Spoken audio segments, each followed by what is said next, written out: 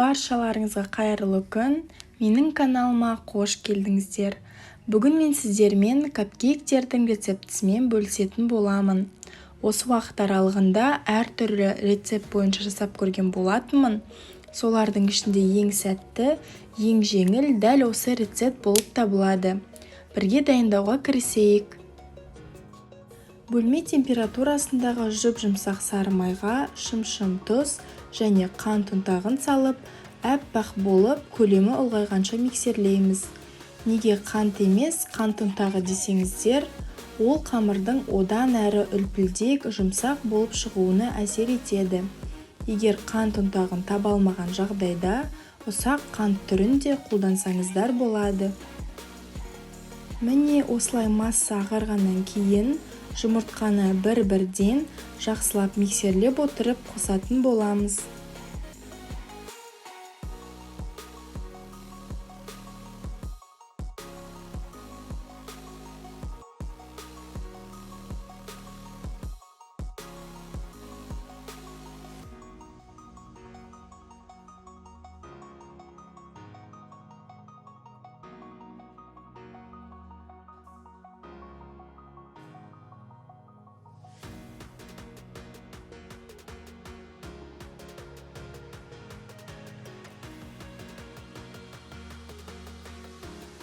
Осылай массамыз біркелкі сұйық болады.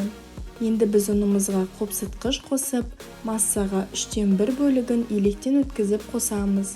Және осы уақыттан бастап ең төменгі жылдамдықта миксерлейміз.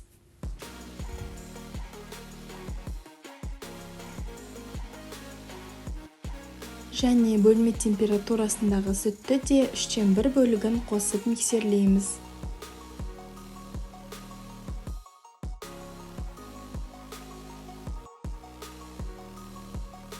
Осылайша ұн мен сүтті кезекпен аз-аздан қосып отырамыз.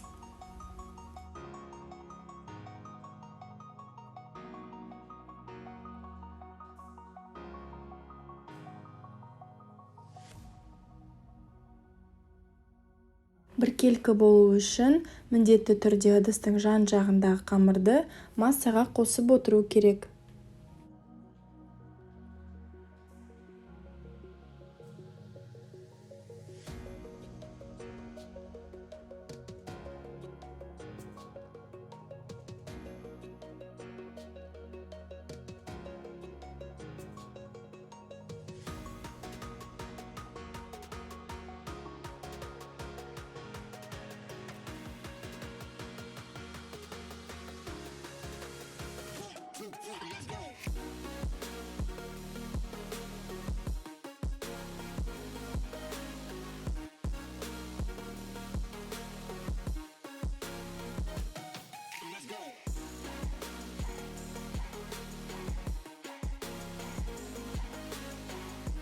Қамыры осылай көлемді үлпілдек болып шығады.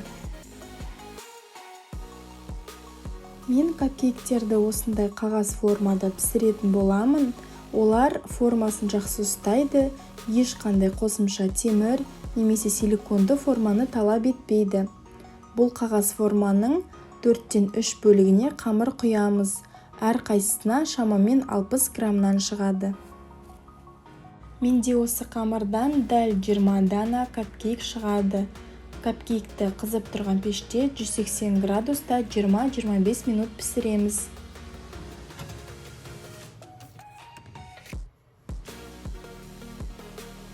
Міне капкейктеріміз дайын болды. Өте жұмсақ, біркелкі болып шығады. Дайындалуы да көп уақыт қажет етпейді. Толық суығаннан кейін өздеріңіз қалаған формасын жақсы ұстайтын креммен әрлесеңіздер болады. Капкейкті әрлеу әдісі видео астындағы сипаттамада көрсетілген. Видео ұнаған болса, лүпіл басып, комментарий қалдыруды ұмытпаңыздар. Сіздермен болған Төлеуқұл Айзат, баршаңызға сәттілік.